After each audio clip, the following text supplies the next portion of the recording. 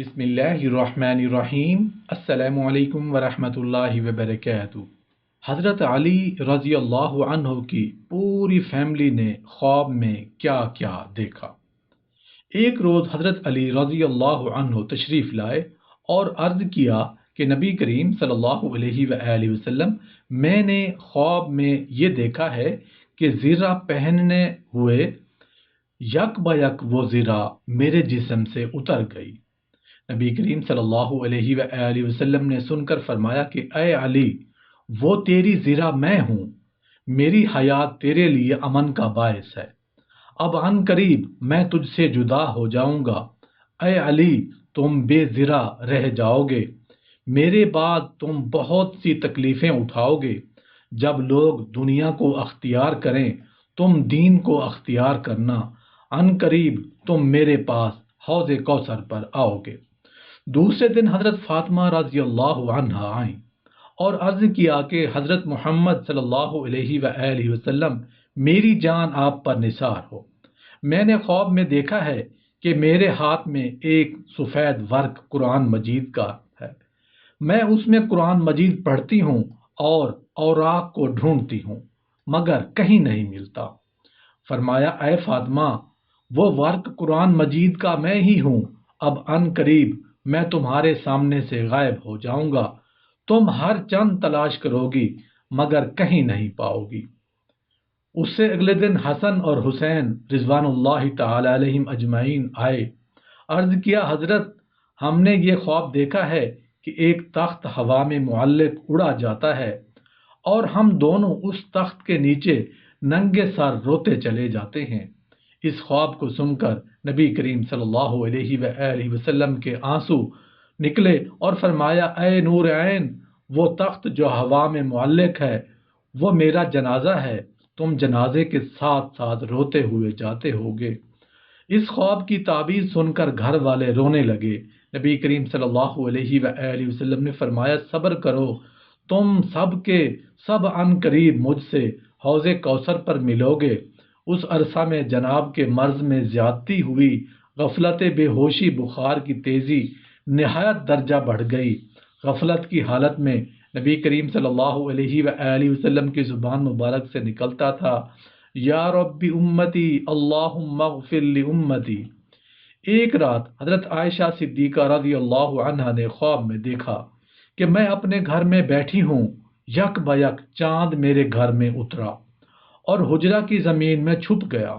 اس خواب کی ابتدا 40 سال پہلے حضرت خدیجہ رضی اللہ عنہا نے دیکھی تھی کہ ایک چاند میری گود میں آیا، پھر اس نے چاروں طرف سے عالم کو روشن کیا۔ اس کی انتہا حضرت عائشہ صدیقہ رضی اللہ عنہا نے دیکھی کہ چاند میرے حجرے کی زمین میں چھپ گیا۔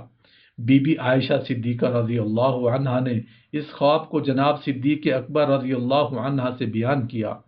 حضرت صدیق اکبر رضی اللہ عنہا نے ایک سانس ٹھنڈا لیا اور آہ سرد بھر کر کہا خدا امت کا مددگار رہے، کہیں ایسا نہ ہو کہ امت کے مسافر چاند کے غروب ہونے کے بعد اندھیرے میں بھٹکتے پھریں۔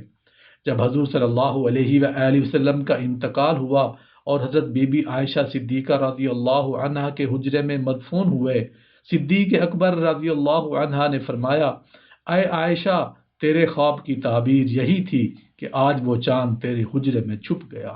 ساری بیماری میں آپ صلی اللہ علیہ وآلہ وسلم حضرت عائشہ کے حجرے میں رہے۔ نبی کریم صلی اللہ علیہ وآلہ وسلم سے پہلے بہت سے نبی آئے مگر ان کی وفات ہمارے کچھ بھی کام نہ آئی۔ جب حضرت آدم علیہ السلام کی موت آئی اور وفات ہونے لگی تب آدم غم میں روتے تھے۔ حضرت جبرائیل علیہ السلام نے فرمایا کہ اے آدم، آپ کو کیا غم ہے؟ فرمایا اے جبرائیل، مجھے یہ غم ہے کہ جس جنت سے مجھے نکالا ہے پھر بھی اس میں داخل ہو جاؤں گا کہ نہیں۔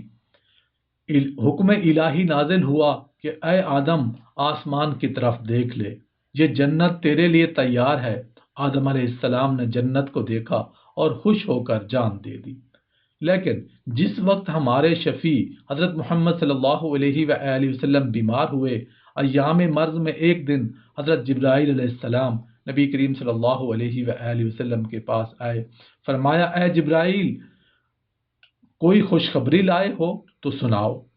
हज़रत जिब्राइल अलैहिस्सलाम ने कहा कि दोज़ख आपके रूह के इस्तकबाल के लिए ठंडी की गई है और जन्नत के 8 दरवाजे खोल दिए गए हैं। हुरान जन्नत और मलाइक आपके इस्तकबाल के लिए जन्नत के दरवाजे पर खड़े हैं। नबी करीम सल्लल्लाहु अलैहि वसल्लम ने यह सुनकर फरमाया, अय जिब्राइल अलैहिस्सलाम, न मुझको जहन्नम से कुछ मतलब है न जन्नत से कुछ ताल्लुक है। ये बताओ कि मेरी उम्मत के कारी कुरान के लिए क्या रुतबा है, हाजी के लिए क्या रुतबा है, रोज़ादार के लिए क्या क्या तैयार किया गया है, नमाजी के वास्ते क्या अजर है। हज़रत जिब्राइल अलैहिस्सलाम ने फरमाया कि जन्नत हराम है तमाम उम्मतों पर जब तक आपकी उम्मत ना जाए। नबी करीम सल्लल्लाहु अलैहि वसल्लम ये बात सुनकर बहुत खुश हुए हैं और खामोश हुए। हज़रत नूह अलैहिस्सलाम की उम्र वफात के वक्त 1350 बरस की थी। जब मलकुल मौत उनके पास आए तो नूह अलैहिस्सलाम मलकुल मौत की सूरत देखकर घबराए और ये कहा कि ए मलकुल मौत, तुमने बहुत जल्दी की। मलकुल मौत ने कहा कि ए नूह, 1300 बरस में भी आपका दुनिया की जिंदगी से पेट नहीं भरा।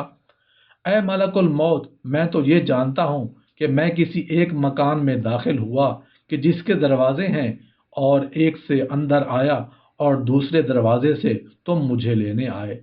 मैं इस मकान में ज़रा भी न ठहरा, मगर नबी करीम सल्लल्लाहु अलैहि वसल्लम के पास जब मलकुल मौत आए तब मलकुल मौत से ये बात भी ना की।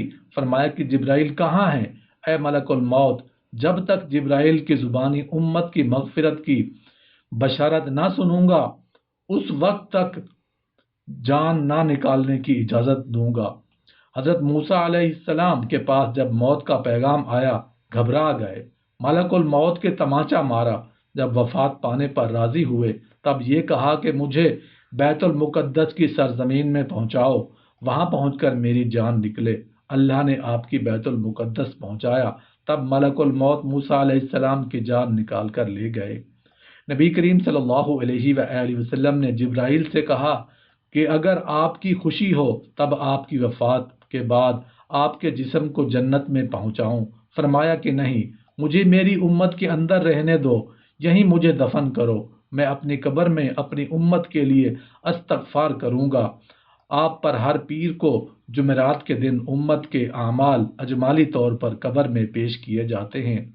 अगर नेकियां ज़्यादा होती हैं तो आप सल्लल्लाहु अलैहि वसल्लम अल्लाह का शुक्र अदा करते हैं, और अगर गुनाह ज़्यादा होते हैं तो आप सल्लल्लाहु अलैहि वसल्लम जनाब इलाही में इस्तगफार करते हैं, उम्मत के लिए बख्शिश की दुआएं मांगते हैं। फिर किस तरह आपकी उम्मत आप पर जान कुर्बान न करे।